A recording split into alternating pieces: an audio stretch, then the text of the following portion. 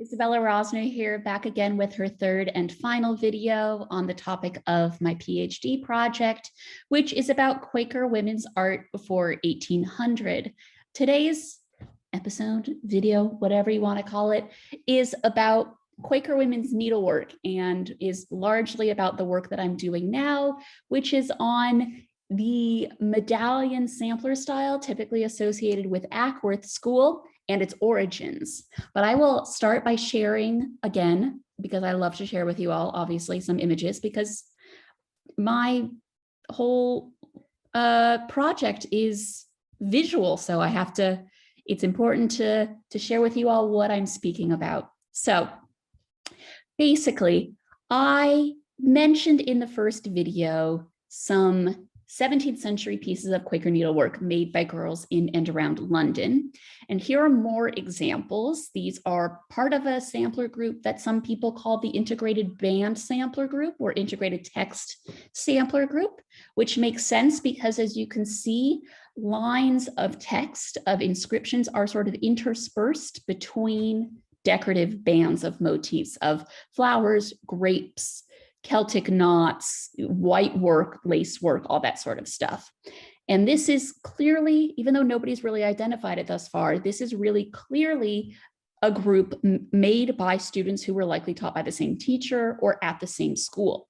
We can tell because they're largely the same. They have the same bands. They have this Celtic knot band. They have a grape band. Some of them have this sort of wiggly flower band. Some of them have this sort of S and flower band over here. They all have similar inscriptions, all stitched in red thread, and most of them have their names stitched at the very bottom of the sampler with the date. So I talk about these at length in my PhD. I talk about the fact that these were made by all Quakers in and around London. Most of them who we have been able to find were at Devonshire House meeting, and Devonshire House was basically right where Liverpool Street Station in London is today. So essentially what I'm thinking is that all these girls were taught at a school associated with, or at least near, Devonshire House. But my question for today's episode video is, how does this needlework style made by Quakers go from this to this? Because if you're familiar with historic needlework, you are likely familiar with this Quaker needlework aesthetic. It's very popular even today. Needlework samplers made by Quakers in this style fetch thousands and thousands of pounds at auction. You can go on Etsy and find reproduction kits. It's very easy. It's a very substantial style in the world of reproduction needlework. And I'm trying to understand how needlework goes from being made by Quakers essentially in a more exaggeratedly delicate and opulent style of what was being made by non-Quakers to this, which was very individualized, very stylized, and very unlike anything else that was being stitched at the time. So I have been thinking about the origins of this sort of medallion aesthetic. It's an issue that people have been thinking about for a long time and nobody has figured out the answer to yet. I'm not saying I will be that person, but I'm going to give it a try. And I'm also working on this issue with two leading figures in the world of Quaker needlework. They are Carol Humphrey, who I mentioned in a previous video. She's the honorary keeper of textiles at the Fitzwilliam Museum, and Becky Scott, who is the owner of Whitney Antiques, which is Britain's premier leading antique dealership for needlework. And basically together, we're thinking about the origins of this aesthetic.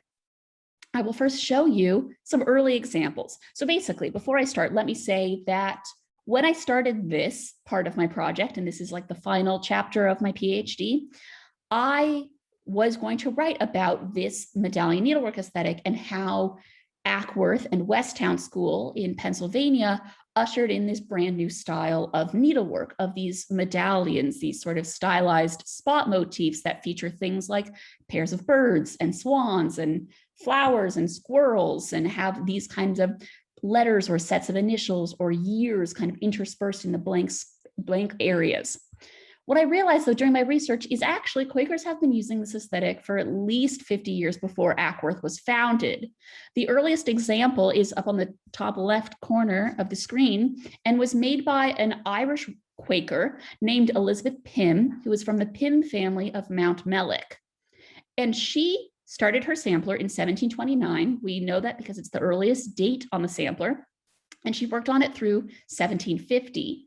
The medallions are made out of wool, so it seems likely that she was actually using this sampler as a way to test out and practice and come up with her ideas for knitted pinballs or pincushions, which I'm sure, as many of you know, were very popular amongst Quakers from the 18th all the way through the 19th centuries. So this feels like every time she wanted to make a pinball, she got to this sampler and crafted a new idea. But clearly, this medallion aesthetic that we associate with Ackworth, or at least that I associated with Ackworth, and I think many other historic needlework people did as well, was in action amongst Quakers way earlier than we thought. There's this pincushion made by a Quaker, likely in London in 1733. It has this 8-pointed star that we see kind of across the Elizabeth Pym stuff. We see it in the Ackworth pieces as well. And there are at least 2 samplers. There are probably many more out there.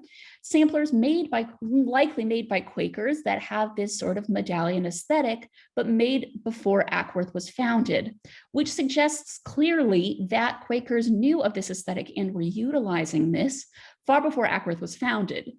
That brings up lots of questions like, why are there so few examples of these medallion pieces made by Quakers or by anybody in the approximately 80 years before Ackworth was founded, between when Quaker needlework stopped being what is essentially this and started being this? You know, what was happening in between? It's hard to say. It goes from being lots of Quaker needlework in a very kind of non-Quaker style to nothing, to then being Quaker needlework in a very individualized Quaker style. And what happens in between that is very hard to say. There's not a lot of information out there, but I'm working on it. We're trying to figure it out. So the origins, where does this aesthetic come from? It's hard to say. Lots of people have surmised, and I agree that it seems like it came from perhaps the Netherlands or Germany, because it looks a lot like samplers from those regions. It looks specifically like samplers from this area of the Netherlands called Friesland, which is in the north of the country. And there are 2 Friesland samplers here. And you can see there's a very similar sort of octagonal medallion style going on here, these sort of geometric but also floral motifs. And as you see, especially in this middle sampler, there is an alphabet that is kind of made out of double lines. It looks like an outline of each letter. That same alphabet is seen on Mount Mellick samplers made in Mount Mellick, Ireland by Quakers in the 18th century. So because of that, it does seem like there is some sort of overlap. Same perhaps with samplers made from Vierland. That's in the kind of center north part of Germany near Hamburg. And that is an example here on the right-hand side of a Vierland sampler. Similar medallions, very decorative. The problem with this is that I have not found a single sampler made in this area in Vierland from before 1800, which perhaps suggests a different kind of needlework tradition, which itself means that the connection between Quakers and Vierland is less likely. But you're probably asking, why do you think it came from these regions? What is the overlap between Quakers and these other countries? What the heck? Basically, for those of you who don't know, I'm sure some of you do know, leading Quakers like George Fox, George Keith, Robert Barclay, and William Penn went to the north of the Netherlands and Germany in 1677. They also went to other parts of the Netherlands and Germany, but they stopped in Friesland and they stopped in the regions nearby. I think it's possible then that when they went on that trip that they saw schoolgirl needlework and brought it back with them. Why they thought that style was more plain and therefore godly, I don't know. but I do think there is a connection there. I also think perhaps there is a specific connection between the Mennonites of these regions and the Quakers. When the Quakers went to those regions in 1677, they spent a lot of time with persecuted Mennonite populations, partially to evangelize and partially just to hang out because they had quite similar religious views. And a lot of Mennonites turned to Quaker, some Quakers turned Mennonite, and I'm wondering if there is some sort of overlap, if there was some sort of exchange of motifs.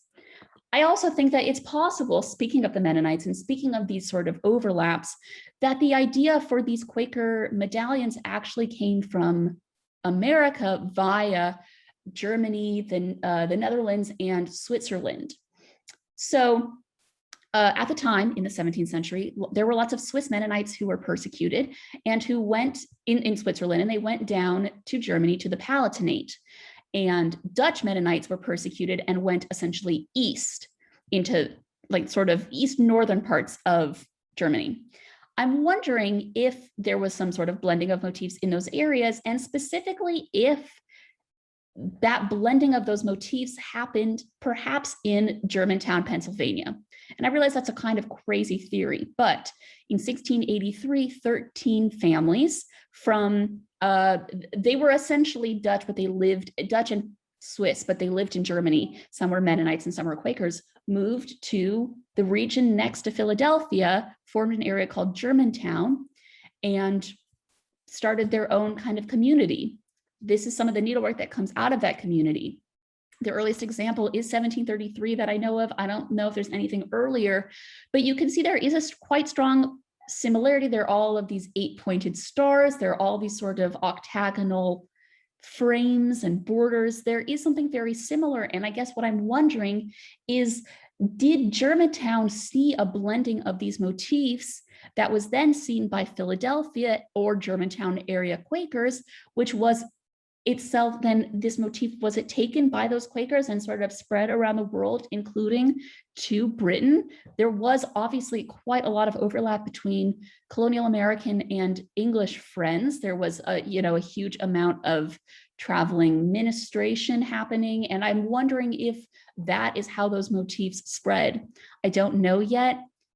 And I don't know if I ever will. I think that's actually one of the things about my PhD and many PhDs is I'm bringing up all these issues, but I don't really have answers for a lot of them.